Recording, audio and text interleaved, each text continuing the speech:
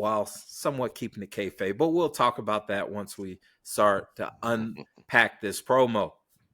But before we get into that Dusty review, I want to talk about this past weekend, WWE, AAA. They had Triplemania. It appears to have been quite the success. I know at certain points that we were watching, I know, Greg, you had mentioned at one point it was, but so many people watching on WWE's channel, live watching it.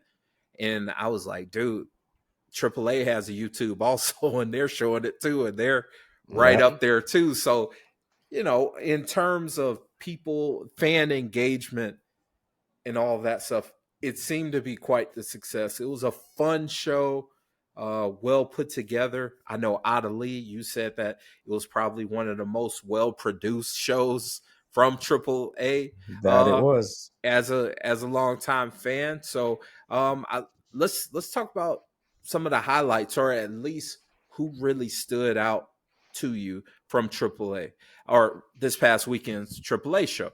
Lee, I'm gonna go to you first, bro. Man, I'm going to go straight to it. Aside from production value, and there was some criticism, at least online. I saw like kind of from the Mexican side that it really just felt like WWE took over. Which, let's be real, this is it, right? If it's a production, it's going to look like that.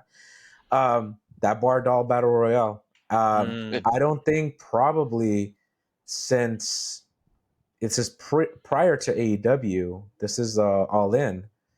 That was probably the last time they had a battle royale that really kept me so invested. Partially because I knew somewhat who was involved. I took a peek, some people that might show up, but it blew the roof off of the place. Just did. The setups, the thoughtful, versus setups that they had up, and down to Omos and Microman, which is hilarious. Right. But it was incredibly thought out, and that just goes to show that, a lot of the times these Triplemanias can be a little bit of a train wreck, right? Because timing's off. You can go online and find the means and find past Triplemanias. But at its heart, this was just such a well put together piece. It told a story. It got over who it got over, and ultimately, for better or worse, if you're a Lucha Libre fan, one of the luchadores didn't go over. It was Omos, who seems to be on an excursion sort of, journey after being in Japan, and I think it's great. It was funny. It was emotional. It was athletic, and everybody got to shine. Yes. Just like any good Royal Rumble, everybody got their spot. Everybody got their moment.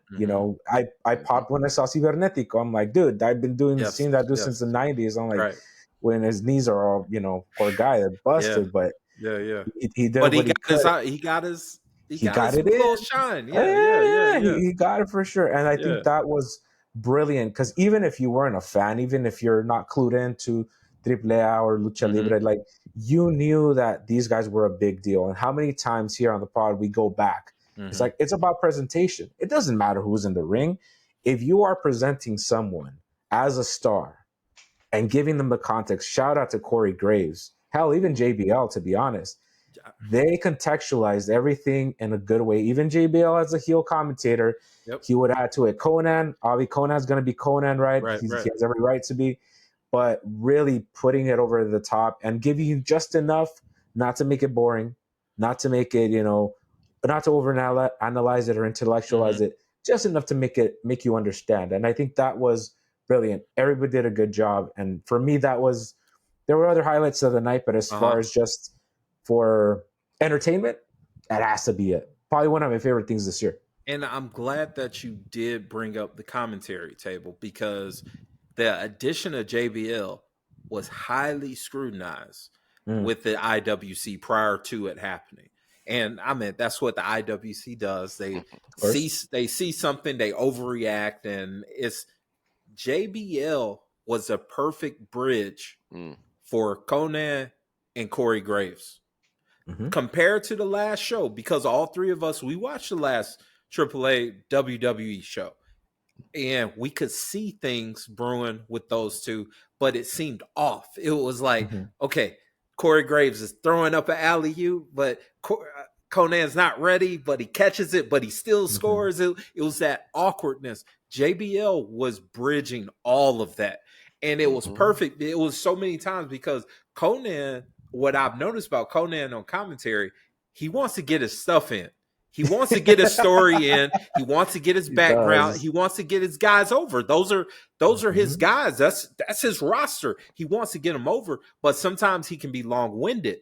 So they produce him in between events to say, okay, get in a little, but then throw it to JBL so he could go ahead and, throw some gas on it, throw in that little judge so people can stay engaged, and that's something that JBL did.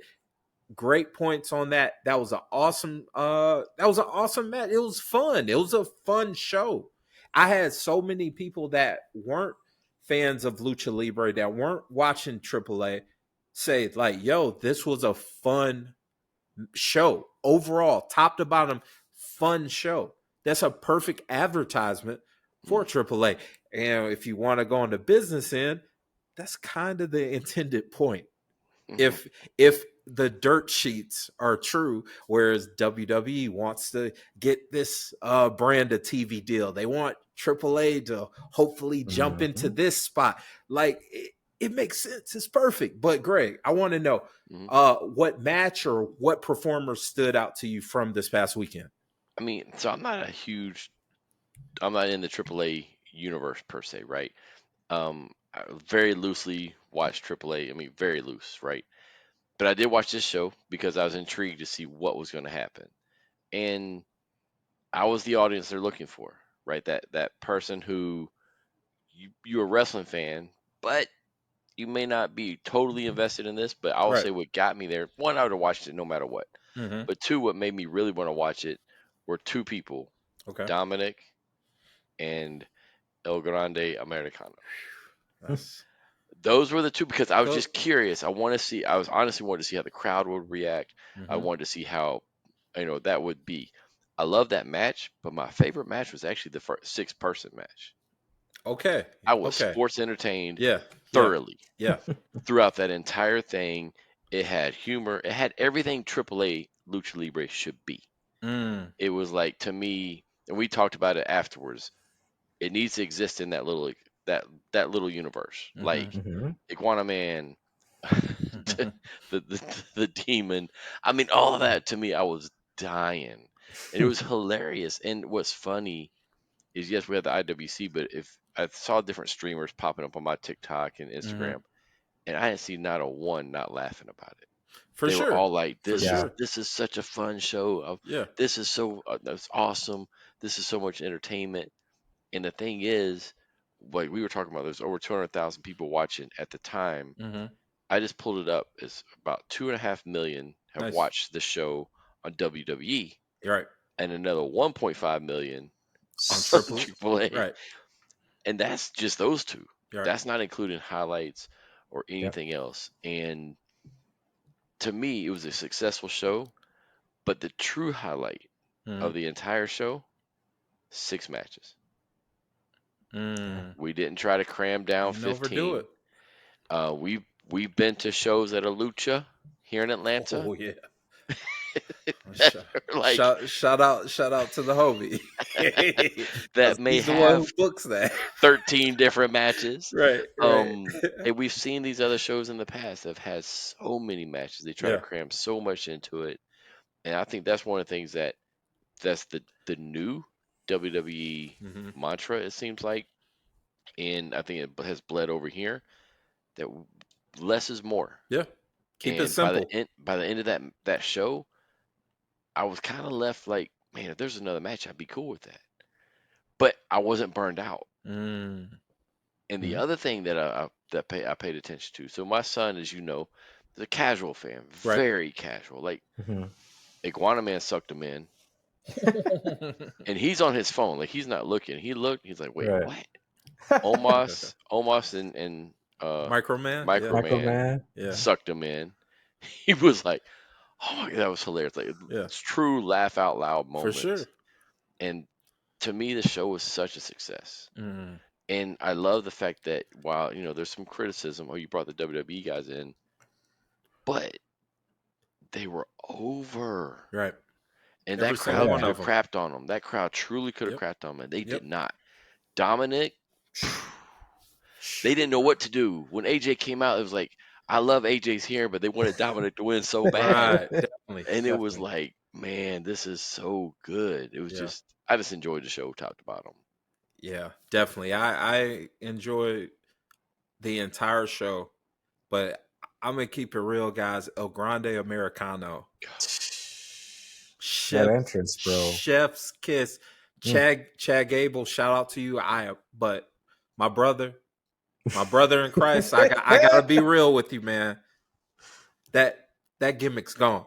That is no longer your gimmick. That is no longer your gimmick, man. My guy Ludwig has pretty much debunked that. He's like, that's my gimmick, punk. Like when Chad comes back, he will be Chad Gable. I don't see him returning to be that character because that entrance, him sing dog. When he was singing, I popped for that working in kitchens. I've you worked would in kitchens. know. You would know. I've been to parties thrown by Mexicans playing that. Oh yeah. With substances flying around everywhere sir. and people crying and all that. Yeah. That is one of those songs, man. And I was just like, yo, he's not singing this word for word. And he knocked it out. And he had the crowd in the palm of his hand. Oh. He cooked, man. He cooked. That was a awesome show. I don't even want to make this whole podcast. We could easily make this episode about that show and just how successful elements were.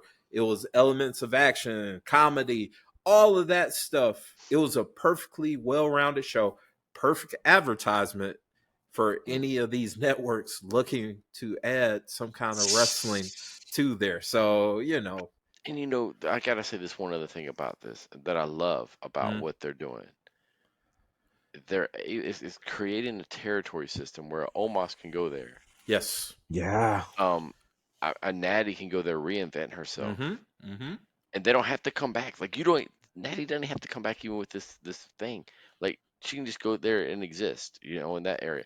Lola Vice. I mean, you got people who can just go in here, be a different person, go have fun, work somewhere else, learn a new hold, as they say. And then if you come back to the main roster, cool. If you don't, cool.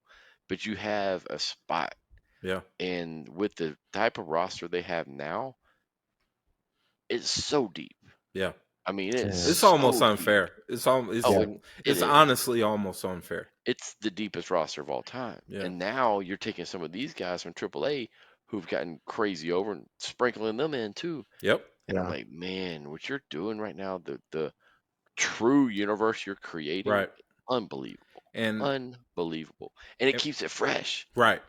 It's back for the longest time, my biggest complaint about Attitude Era and the Ruthless Aggression Era, you overdosed. You got to the point like, how many more times do I see Austin? How many more times do I see Rock?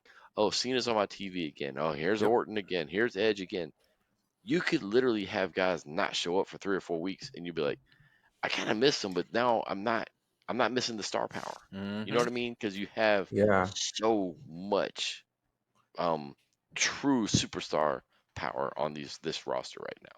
But when you say that too, it makes me think of matchups because you're saying you're keeping things fresh, right?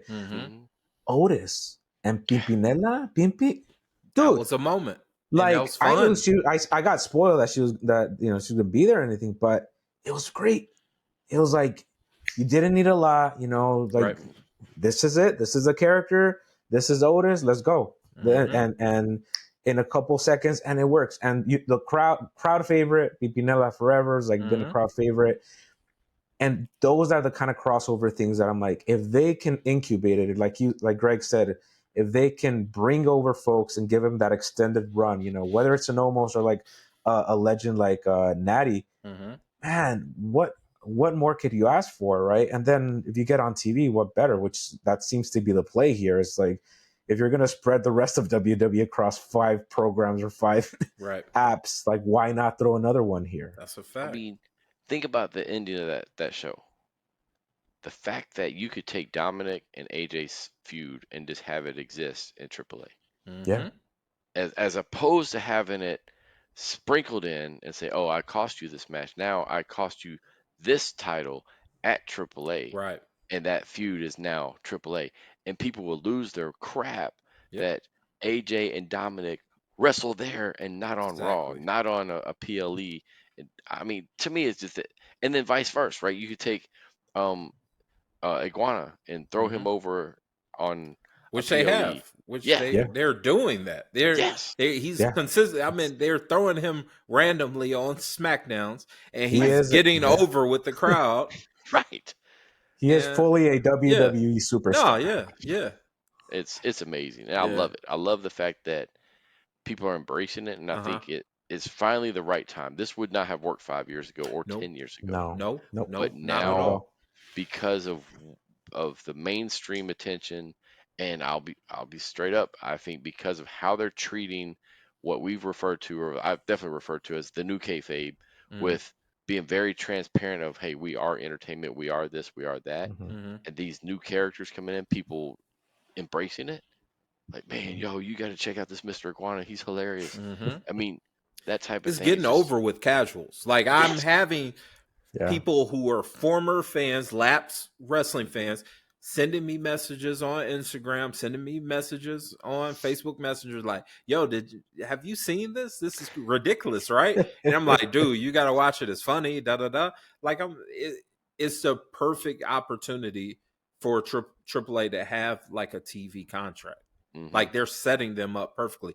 And before we head out of this, think about them in terms of merchandise. Think Oof. about in terms of toys. Like Bro, all of the action uh, figure line. all of those action figures are going to be fire. All of them are going to be bangers, and people are going to want those. Lucha masks, like that's simple marketing, and Hmm. WWE is taking advantage of that. It's Oh yeah. pretty crazy, man. It's pretty crazy. Yo, TKO's cooking. you know, $100 for the Demonito puppet already. 100 yeah, bones. face value, Bingo, $100, bingo. and it'll fly off the shelves. That's it. That's it. That's what it's It'll about. fly. All right. Let us know in the comments what are your thoughts on Triple Mania? Which guys or gals stood out to you? And are you interested in seeing them on the main roster? Let us know. If you haven't already, like, comment, subscribe, and of course, look us up on socials at Suplex Dinner Club. And be sure to check out our other projects. We talk college football on Dogs versus All Y'all. That's a weekly college football podcast where we don't just talk about the Georgia Bulldogs, we talk about all things college football. The Life and Times Pod, which is short for the Life and Times of a Restaurant Lifer podcast, where I have some chill conversations with some cool and interesting people that I've met in my years in the hospitality industry. And of course, check out Talk 'em in the Building. That's a pro wrestling podcast where we solely focus on the promo. We talk about the talkers, we hype the hype man, and we pontificate on the promo. It's a fun project, and if you're a pro wrestling fan, I'm sure you're going to enjoy it. If you're into TV and movie reviews, check out Four Corners Cinema with Ari and Adrian, a podcast where two lifelong pro wrestling fans review film and other forms of media that just so happen to have some of our favorite pro wrestlers. The Suplex Dinner Club family is growing, and I would love for you to be a part of it.